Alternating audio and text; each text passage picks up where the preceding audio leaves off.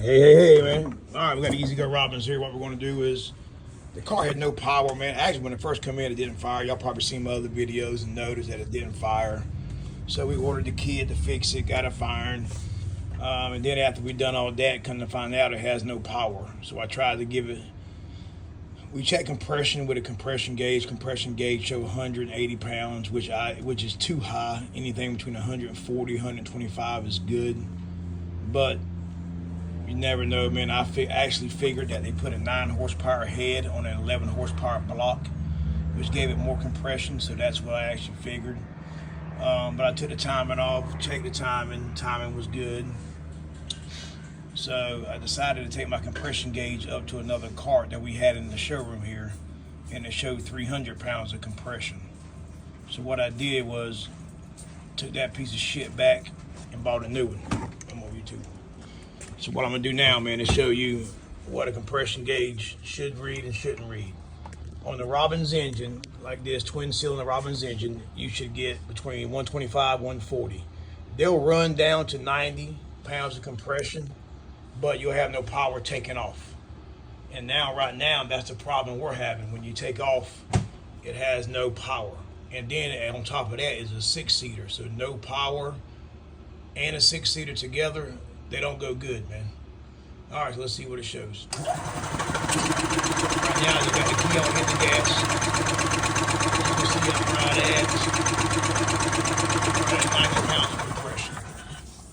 Now I'm gonna show you something here. Right now, I'm just gonna hit it. And you can see now. Let's do this again now. When you hit the gas, I'm not gonna open the butterfly on the carburetor, I'm just gonna hit the gas. There you read about 30 pounds of compression. So make sure whenever you do a compression test that you actually hold the throttle wide open to allow air to come in the intake to give you the most compression it has. Right now, what I did, about 90 pounds of compression, which push button, which is exactly what I thought. Low compression, man, because the car just has no power. But when I went and bought me a new compression gauge. Hold on, try to look this cylinder. I like putting it up. Then I went and put so we went and bought a new gauge. Hold that up, Travis. We went and bought a new compression gauge. And the new compression gauge is the one that read 180. So what did that cost me? Plug it in there. That cost me about 2 days of trying shit because a brand new compression gauge is bad. That's just like I was telling y'all the other day, man. When you get new parts to put on, ain't nothing worse than a damn new part bad. All right, man, here we go. I'm gonna try this one here. That's how it works there.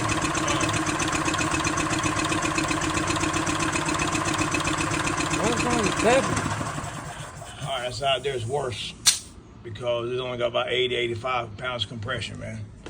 But all right, man, I just wanted to show you that, man. This thing here has been a pain in the ass since day one. Not since day one, man, but it's been a pain in the butt ever since I checked compression on it, and the compression showed high. And then no matter what I did, man, I tried to retard the timing a little bit. I tried to retard the timing, not advance it.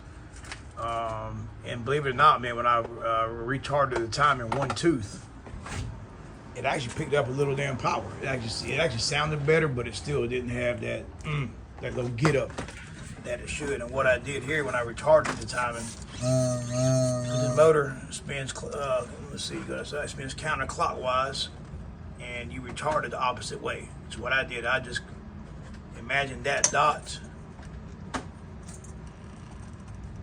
being right there.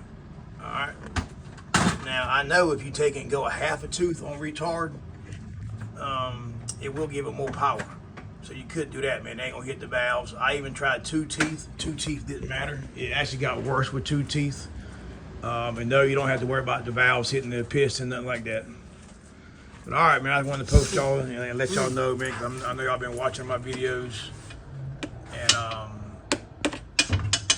going with me. All right, man, I appreciate all my subscribers, man. If y'all could, man, if you want to, man, support my page, man, become a member. I got it anywhere from 99 cents up to $50. You don't have to, but if you would, man, I greatly appreciate it. I appreciate the support already I get, man. I just try to pass on to y'all, man, what I find. But there's nothing worse than getting a new component that's bad, man. All right?